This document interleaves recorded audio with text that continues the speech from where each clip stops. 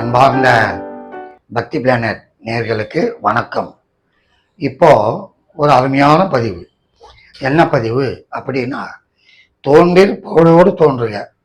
அதாவது இறக்கிறது, அதுக்கப்புறம் வாழ்க்கை முடிவாகிறது, சர்வசாதாரணம் எல்லாருக்குமே நடக்கிறது தான்.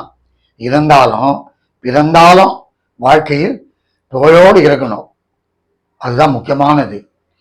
ஆமாம், அந்த புகழ் கொடுக்கறது எந்த கிரகம், எந்த இடம் அப்படின்னு பார்த்தோம்னா, முக்கியமாக ஒரு ஜாதகனுக்கு புகழ் தரக்கூடியது 3ஆம் இடம். ஆமாம், அதுக்கு ஒரு எக்ஸாம்பிள் எப்படின்னா, அந்த கோயம்புத்தூரில் இவர் இருந்தார், திருச்சியில் இவர் இருந்தார், கடலூரில் இவர் இருந்தார், சென்னையில் இவர் இருந்தார். என் நண்பர்கள் பற்றியெல்லாம் சொன்னால் உங்களுக்கு புரியாது. வேர்ல்டு பாப்புலர், அதாவது உலகம் அறிந்தவர், அவரை பற்றி சொன்னாலும் உங்களுக்கெல்லாம் புரியும். நல்ல விதமாக ஜாதகத்தை நீங்கள் இதிலே கொஞ்சம் கற்றுக்கலாம், அதையும் நான் சொல்கிறேன்.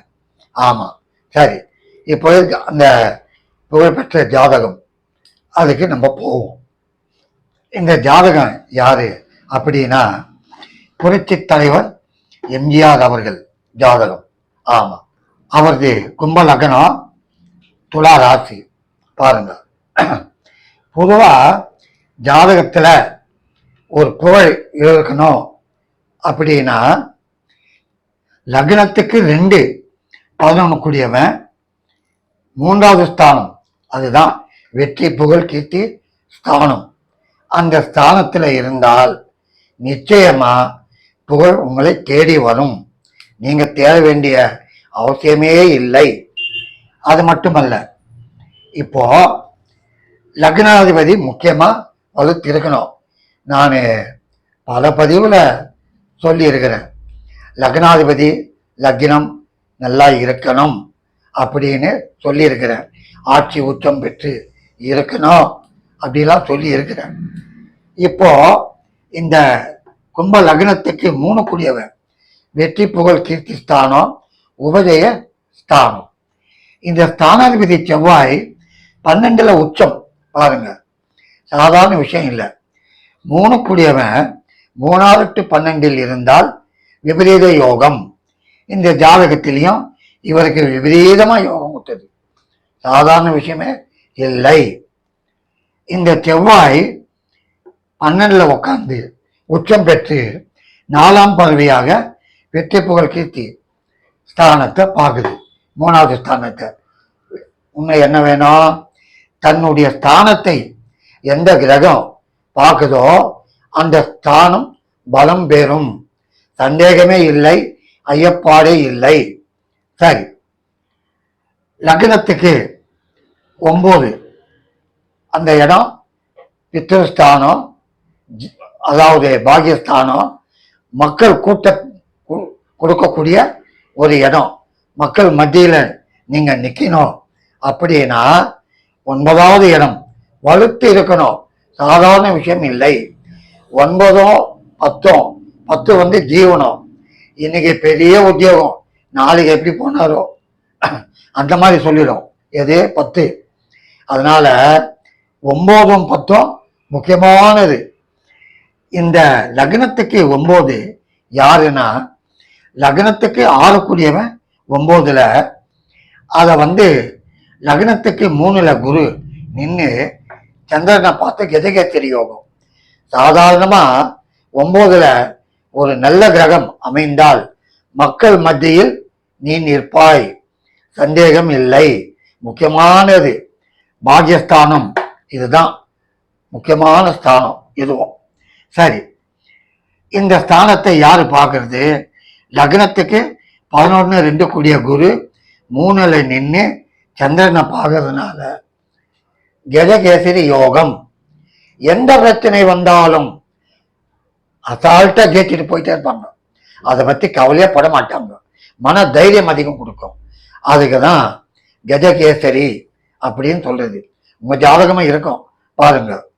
சரி, இப்போ இந்த லக்னத்துக்கு 12 கூடியவன் 6ல் சனி, அதுவும் பாருங்க. 6 to 12 கூடியவன் 6, 8, 12 இருந்தால் விபரீத யோகம். பிரமாதமா கொடுத்து பாருங்க இந்த ஜாதகம். இந்த சனி 6ல் அமர்ந்து அருமையாக 10ஆம் பார்வையா வெற்றி புகழ் கீர்த்தி ஸ்தானத்தை பார்க்குது. இதுக்கு மேல என்ன வேணும்? குருவை சனி பார்த்தால் வசந்தர யோகம்.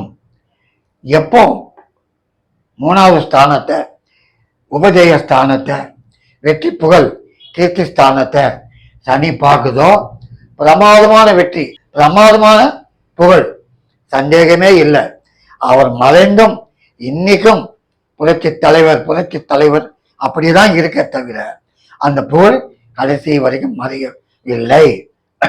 சரி, இப்போ அவருடைய லக்னத்துக்கு 11ல் ராகு. சாதாரணமா ராகு ரொம்ப பேருக்கு 11ல் இருக்கு. என்டிஆர் அவருக்கும் 11ல் தான் இருக்கு. 11ல் ராகு இருந்தால் பெரிய செல்வாக்கு, பெரிய வளர்ச்சி. ராகு வாரி வாரி வாரி கொடுப்பான். ஆனா இவருக்கு ராகு வாரி வாரி கொடுத்தாலும் இவர் வாரி வாரி தர்மமே பண்ணார், தனக்குன்னு வச்சுக்கல. ஆமா, அதுதான் பெரிய விஷயம். காரணம் 2 கூடியவன் குரு ராக பார்த்ததுனால குரு சண்டால யோகம். லக்னத்துக்கு 11 கூடியவன் குரு, அதே குரு ராக பார்க்குது.